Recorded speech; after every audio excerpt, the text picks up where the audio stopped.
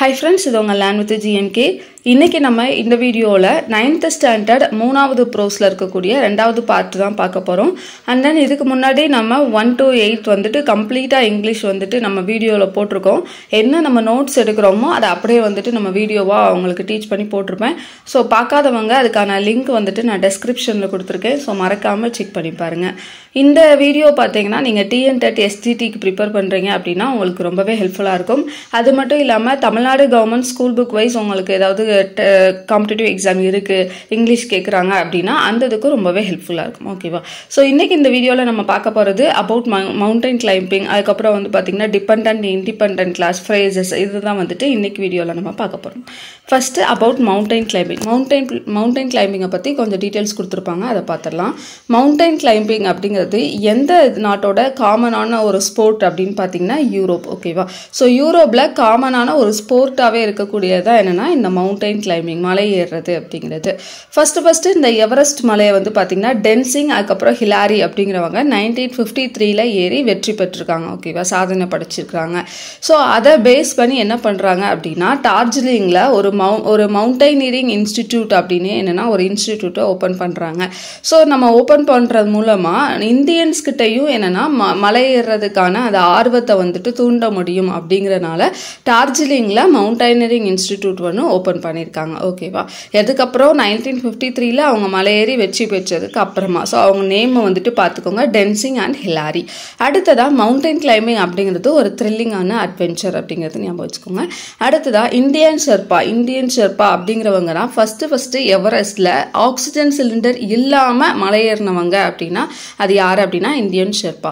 அடுத்ததா நம்ம இந்திய பெண்மணி ஒருத்தங்க எவரெஸ்ட் வந்துட்டு மலை ஏறி இருக்காங்க, எவரெஸ்ட் வந்துட்டு இது பண்ணிருக்காங்க. சோ அவங்க யாரு அப்படின்னா பச்சேந்திரி பால். ஓகேவா? மிஸ்ஸஸ் பச்சேந்திரி பால். அவங்களும் என்னன்னா எவரெஸ்ட்ல ஏறி சக்சீட் ஆயிருக்காங்க. ஓகேவா? இவங்க தான் ஃபர்ஸ்ட் இந்தியன் விமன் அப்படிங்கறத ஞாபகம் வச்சுக்கோங்க. நெக்ஸ்ட் பாத்தீங்கன்னா 1994ல ரிசர்ச் டீம் வந்துட்டு என்ன கண்டுபிடிச்சிருக்காங்க அப்படின்னா எவரெஸ்ட், அதாவது அந்த எவரெஸ்ட் சிகரம் வந்துட்டு ஒவ்வொரு வருஷத்துக்கு 4 மில்லிமீட்டர் அதோட ஹைட் வந்துட்டு இன்க்ரீஸ் ஆகிக்கிட்டே போகுது அப்படிங்கறத சொல்லியிருக்காங்க. ஓகேவா? பெர் இயருக்கு 4 மில்லிமீட்டர் வந்துட்டு இன்க்ரீஸ் ஆகுது அப்படிங்கறத 1994ல கண்டுபிடிச்சிருக்காங்க.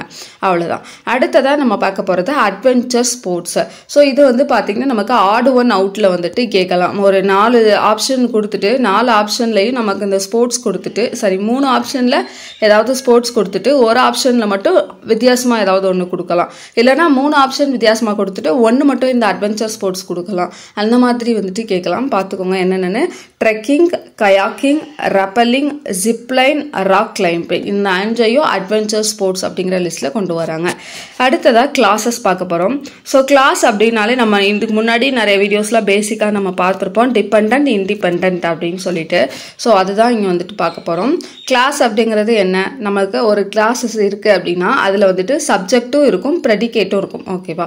ஸோ சப்ஜெக்ட் ப்ரெடிகேட் இந்த ரெண்டும் இருந்துச்சு அப்படின்னா அதை வந்துட்டு கிளாஸஸ் அப்படின்னு சொல்லுவோம். ப்ரெடிகேட் அப்படிங்கிறத நம்ம வெர்ப் அப்படின்னு சொல்லலாம். ஸோ சப்ஜெக்டும் வெர்பும் இருக்கு அப்படின்னா அதை தான் நம்ம வந்துட்டு கிளாஸஸ் அப்படின்னு சொல்றோம், ஒரு தொடர் அப்படின்னு சொல்லலாம்.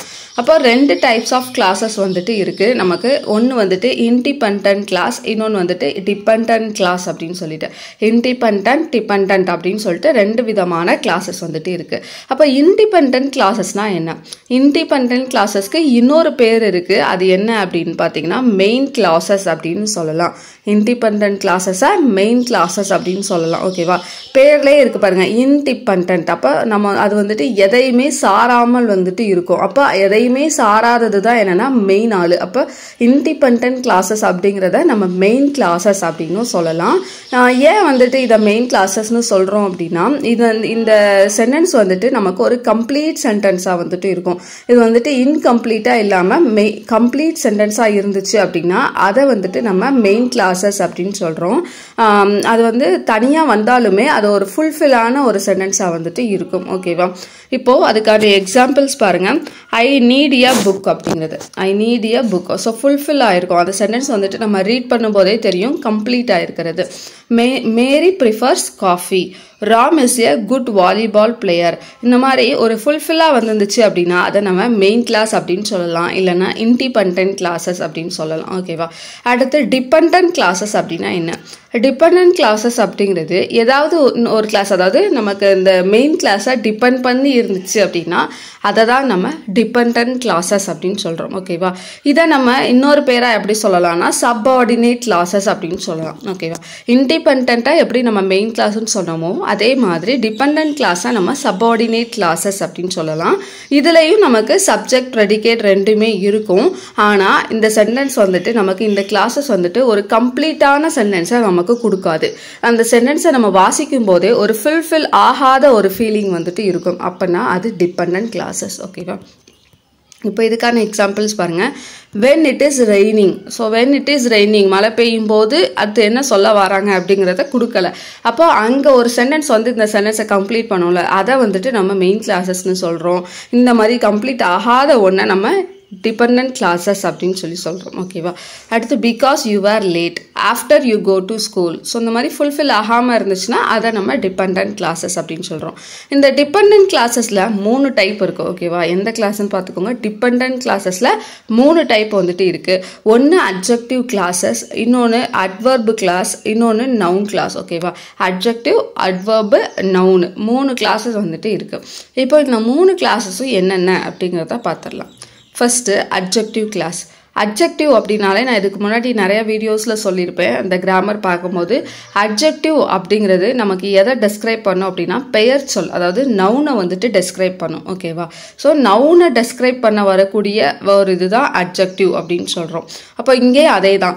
ஒரு சென்டென்ஸில் ஒரு பெயர் இருக்கும், ஒரு நவுன் இருக்குன்னா அந்த நவுனை டெஸ்கிரைப் பண்ணி வரக்கூடிய வேர்டை வந்துட்டு வரக்கூடிய கிளாஸஸை வந்துட்டு நம்ம அட்ஜெக்டிவ் கிளாஸ் அப்படின்னு சொல்கிறோம். ஸோ அந்த அட்ஜெக்டிவ் கிளாஸ் எதை பற்றி பேசும் அப்படின்னா which one, எந்தது, what kind, how many, இந்த இதுக்கு ஆன்சராக வர மாதிரி இருக்கு அப்படின்னா அதை நம்ம அட்ஜெக்டிவ் கிளாஸ் அப்படின்னு சொல்கிறோம். இந்த எக்ஸாம்பிளில் நம்ம பார்த்தோன்னா the book that I left on the bus belongs to Mr. Bhaskar. ஓகேவா? the book that அப்படிங்கிறது நமக்கு இந்த இடத்துல என்னென்னா அட்ஜெக்டிவ் கிளாஸாக இருக்குது. ஓகேவா? புக் அப்படிங்கிறது நமக்கு ஒரு பெயர் சொல். So the book that I left on the bus belongs to Mr. Bhaskar. அப்போது எந்த which one அப்படிங்கிறதுக்கு நமக்கு இங்கே ஆன்சராக வந்துட்டு வர்றது the book. ஓகேவா? இது அட்ஜெக்டிவ் கிளாஸ் அப்படின்னு சொல்கிறோம். அதுக்கடுத்து அட்வர்பு கிளாஸ். அட்வர்ப் அப்படிங்கிறது நமக்கு அதிலே நமக்கு தெரிஞ்சிடும் வேர்பு. ஓகேவா? ஸோ அட்வர்ப் அப்படிங்கிறது வேர்பை டிஸ்கிரைப் பண்ணி வரக்கூடியதை தான் நம்ம அட்வர்ப் அப்படின்னு சொல்கிறோம். அப்போ இது என்னது? வெர்புக்கு வந்துட்டு அதிகமான வெர்பை பற்றி அதிகமான இன்ஃபர்மேஷன் வந்துட்டு கொடுக்குது. அவங்க என்ன செய்கிறாங்க அப்படிங்கிறத பற்றி அதிகமான இன்ஃபர்மேஷனை கொடுக்கறத நம்ம அட்வர்பு கிளாஸ் அப்படின்னு சொல்கிறோம். ஸோ இது எதுக்கலாம்னா when, where, how, to what extent, அல்லது என்ன கண்டிஷனில் அந்த இது நடக்குது அப்படிங்கிறதுல பற்றி நமக்கு வந்துட்டு டெஸ்கிரைப் பண்ணும். ஓகேவா? அந்த அட்வர்ப் கிளாஸ் அப்படிங்கிறது. இப்போ she was happy because her father gave her a watch. she was happy அப்படிங்கிறது ஒரு சென்டென்ஸாக வருது. because her father gave her a watch அப்படிங்கிறது நமக்கு ஒரு கிளாஸஸாக வருது. ஓகேவா? she was happy அப்படிங்கிறது நமக்கு ஒரு கம்ப்ளீட்டான சென்டென்ஸ். ஸோ அது வந்துட்டு நமக்கு main கிளாஸாகவும் because her father gave her a watch அப்படிங்கிறது நமக்கு இன்னொரு சென்டென்ஸாகவும் நம்மளுக்கு வந்துட்டு வருது. ஓகேவா? அடுத்ததா நவுன் கிளாஸ்.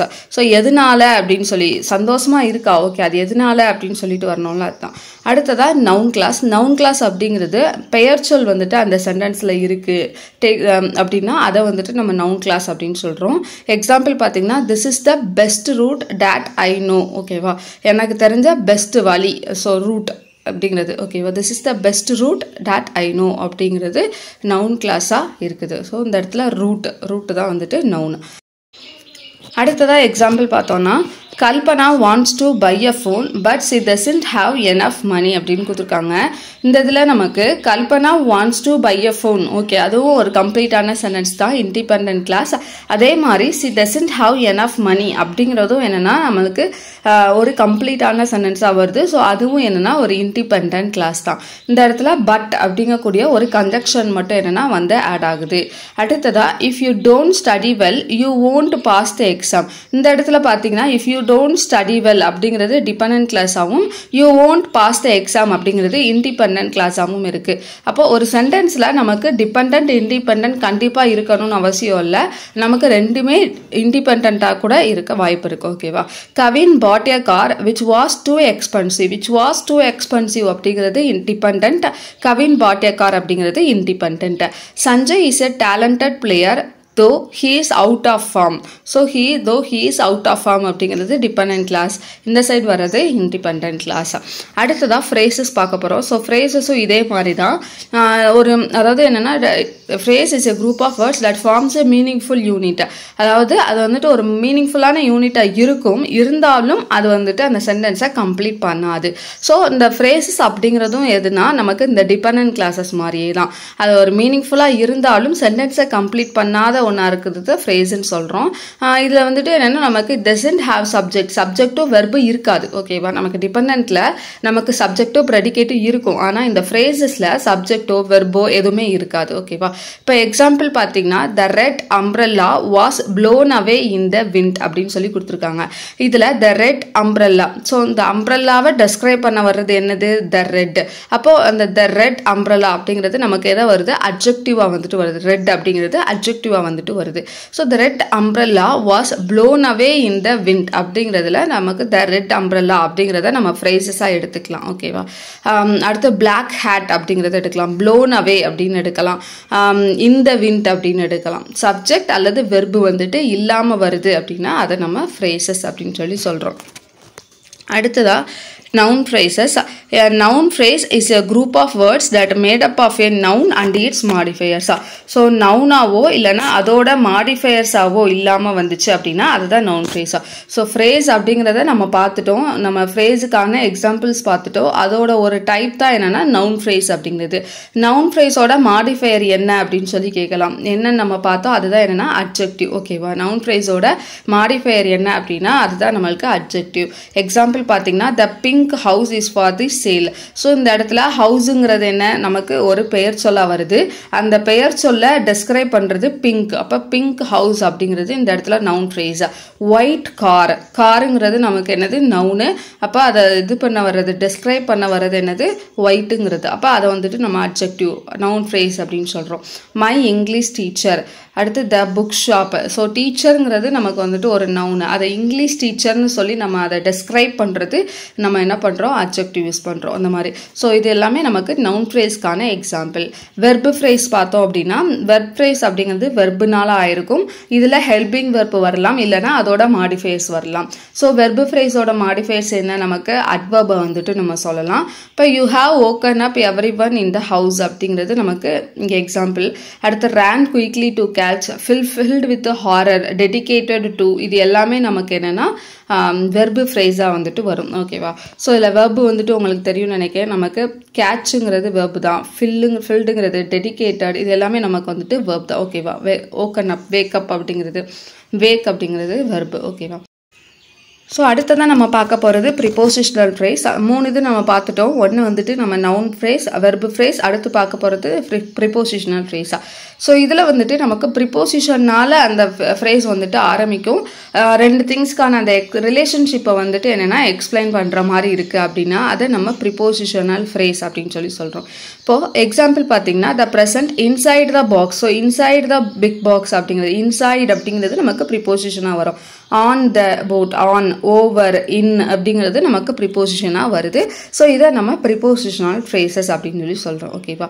அவ்வளோதான் ஃப்ரெண்ட்ஸ். ஸோ அடுத்த வீடியோவில் நம்ம இதோட இந்த எக்ஸசைஸ் கொஞ்சம் இருக்குது, அதை முடிச்சுட்டு நம்ம அடுத்த கிராமரான ஃபைனைட் வெர்ப், நான் ஃபைனைட் வெர்ப் அதை பற்றி பார்க்கலாம். தேங்க்யூ.